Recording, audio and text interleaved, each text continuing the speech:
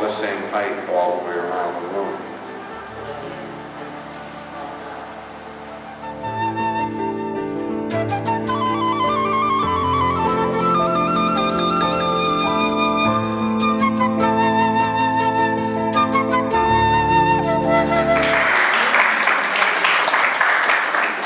Dear Michael, welcome to our Museum of History and Ethnography. And it's a great pleasure, it's a great honor to exhibit your pictures in our museum. And I am sure that you were pleased to go to your country back with great impressions. I wish you great luck. Thank you very much, Amand. ძალიან მოხარულები ვართ, რომ ესეთ არაჩვეულებრივ მხატვარს მაიკლს and Amandს სტუმრობს სიღნაღის ისტორიულ-ეთნოგრაფიული მუზეუმი. შესანიშნავ მუზეუმში. ძალიან დიდი მადლობა. დიდი მადლობა.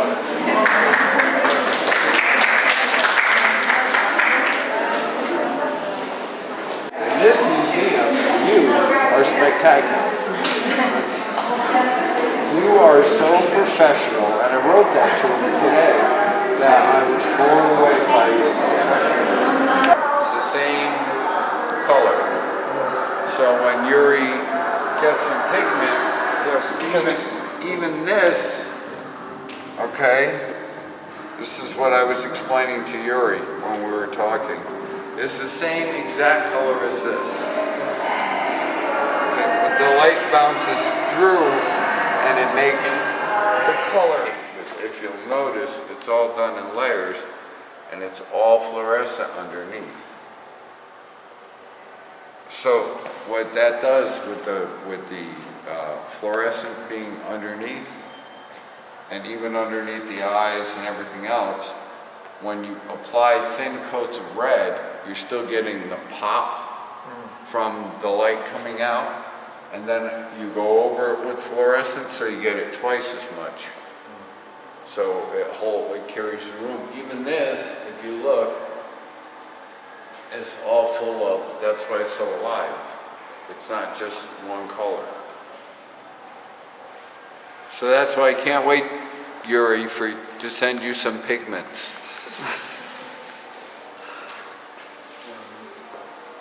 Yeah, it's really, the green is the red one, it comes. Right, and the green comes right on your skin. Yeah. So whatever you shoot with the camera, now imagine working like that all day. Your eyes. Your eyes go to this, where the color goes in, the light goes into the color. This is a regular cadmium yellow. It's a regular cadmium yellow, but this is fluorescent, so the light bounces out. So it carries the color out to your shirt. It bounces so hard that you can see the color on the floor. Yeah. On the floor is together, so it's But this holds the color and bounces out. But this actually makes whatever the atmosphere is change. And you notice when you shoot your photograph of the turtle, how you see the turtle more, because all this light's carrying out, not sitting in like here. And the same with the nude. You know, you see the nude because the color's coming at you.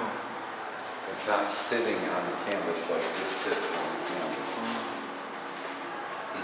I mean, the light still reflects off, but when you shoot your shot, it goes through every single layer of color as opposed to shooting with just regular acrylic. Your digital camera goes through every single layer, so there are places where this is all the same color. So it's quite difficult to shoot your works because of the color. Yeah, and it's also quite difficult for the people. This is what Kind of messes with your head a I had little problems bit. when I was doing this, especially in the gallery. Yeah, I was trying because some of the colors were really eating each other. Yeah, that's what they do. And the Not for the eye, for the for digital the eye, but no, when you work in it all day, then yes. all right, and you're working with this color, all right, and where's this? Let me show you something. This is cadmium yellow, okay? That's the brightest color acrylic ever, okay? Light fastness number one, the bright, okay? This is fluorescent yellow all over, okay? So light bounces out. These are fluorescent, okay? So light bounces out. This, look how dark that looks compared to that.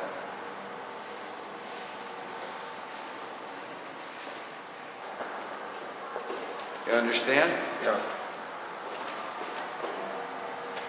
So see how bright that is? That's the same color as that dark yellow, but it's what they're against. Yeah. That's why it's so hard to work with colors that way. But the result is. That's right. What goes on in the world and what goes on in our daily lives, or what we think goes on in our daily lives, but it really doesn't. It's everyone's different perception of what goes on in your life. Your perception, his perception, my perception is all different. If three people see the same thing, then three people have three different perceptions of what it is. So my work delves into that. It also delves into myths of what we think about certain things and their perceptions, and no one sees the mayhem that goes on. They only see the myth or what they think is reality, which is only their reality. It also brings people inside and makes them think more about themselves and what's going on when they look at these images, like the two guys yesterday, looking at those two images on the painting, arguing, not really noticing them until they walked by and then one noticed them. So it brought out one's viewpoint and another's viewpoint, and they were sitting there discussing their two different viewpoints based from two different places on the same painting, but over two different images that were stuck in the painting, that many people walked by and didn't see the images because they weren't really looking. They see the color, but they don't see all the imagery. And the paintings paint themselves. I mean, everything just starts from zero and it builds up to what you see. When it doesn't hurt anymore, it's finished.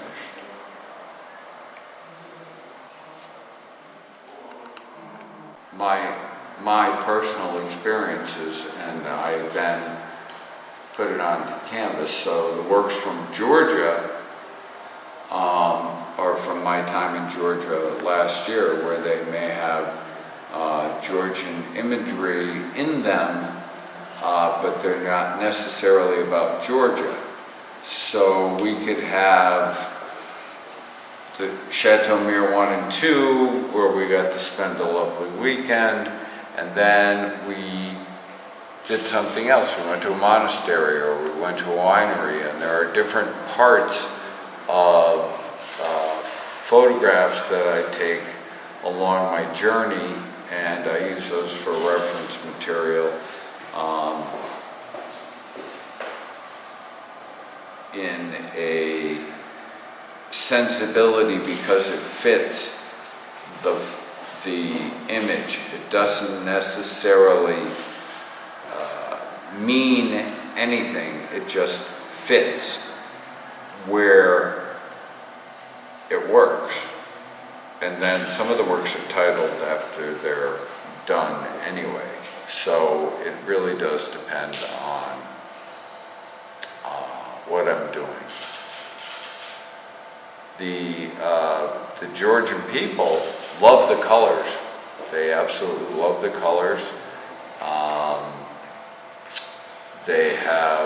They said when they walk out of a room of my work, they feel alive and excited.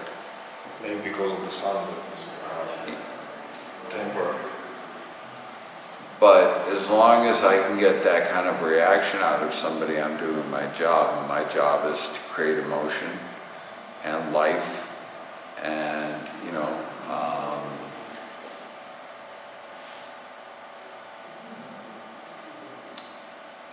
trying to find things in a different way where nobody really understands, but they do understand at the same time.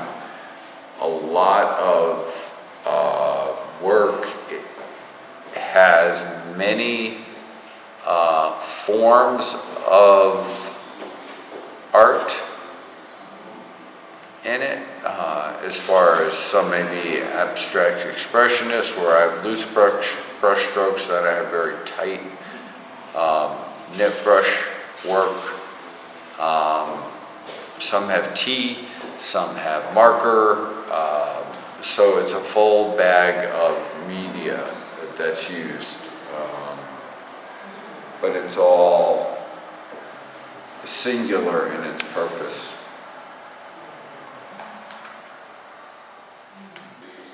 The technique in here, okay, you'll notice this is half iridescent and half paint. Now over here we have the planes are broken up. Okay, so you've got whatever is happening behind, and then the canvas is shut. Okay, this we've got the push and pull of the red and the blue. Okay, but this blue is not blue all the way through. It's many different blues, some being fluorescent and some being a blue. And same with this. This may look pink to you, but this is all pink and red. Okay? And it's got heavy texture, so you can feel everything. When we get here, we have a metal surface, which is enamel, as opposed to a fluorescent color here. Okay, so this is a mixture of print, enamel, spray, acrylic, and the final touch, and even, you know, there's one little piece of collage here or there, but these were printed out and adhered from my series of orchids that I took. This section here, when you stand away from it, it looks black, but that's black. The rest of it is, there's no black anywhere else. There's not one black except for this, and this is a combination of light blues and blacks to make it have depth. So, you know, some would see that as a prism, some would see that as, and again, each one is unto themselves, and each one makes up their story. And the numbers mean nothing. They're just numbers. I felt like 63. These little pieces here, they may look like Georgian or Chinese or whatever, but what they really are is just me running a brush stroke. Okay? So you may think it's a language, but it's not a language. It's you know, and lately I've been using endangered species for some reason. Obviously, they're not going to be around for so long. And then if you stand at the back of the room and when you look at this blue line, when you look from back there, it disappears. You don't see that highlight, because all you see is, because this is, again, fluorescent paint, it pushes out the light where this holds the light. So you see what I'm saying? As far away as you go, it disappears. So the paintings change in difference, and they change in light. And then, of course, there's a million different planes in here and breakup lines. And then when I was just about ready to finish, I had an empty spot on this piece and the red line finished it. Some days you just need one more line. And so, and that's how this came. But this painting started by accident, basically, with by the snake shape, which was a little unusual for me. But everyone has their own perspective of what it is. Take this green, for example. This is green, right? Okay? There are 6 different greens that make that green up.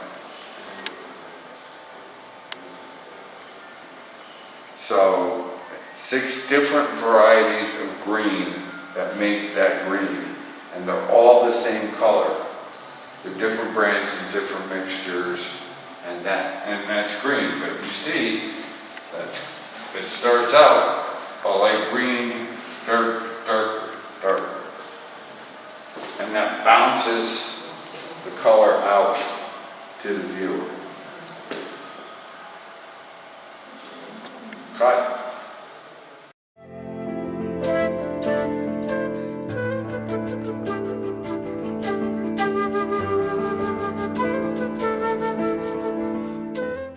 Give me a clue.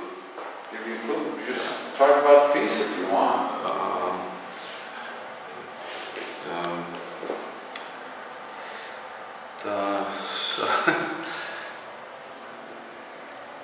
Just so many different details. Very random. I see the comic girl, rhinoceros, London eye here, and all this kind of, I'm just wondering what artist had in mind, just putting all this stuff together, because well, I already know about the colors and the use of pigments and everything. Michael told me all these things. Just wondering how he selected these images, why, and formula or something. Then can't say I'm very good in chemistry. It should be something connected to all that.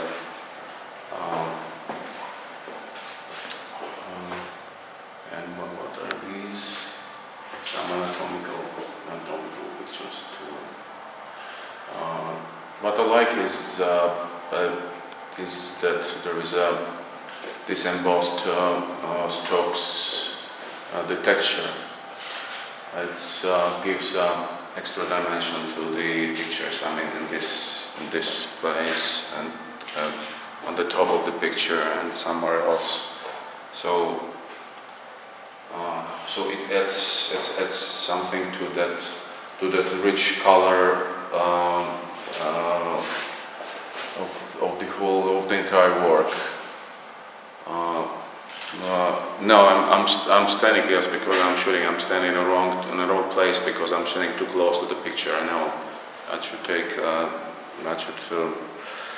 see it from a distance, but on the other hand, I can see the details. Otherwise, I would not be able to see, like some textures, the texture of metal paint used, and also, as I mentioned before, as I call it, embossed strokes.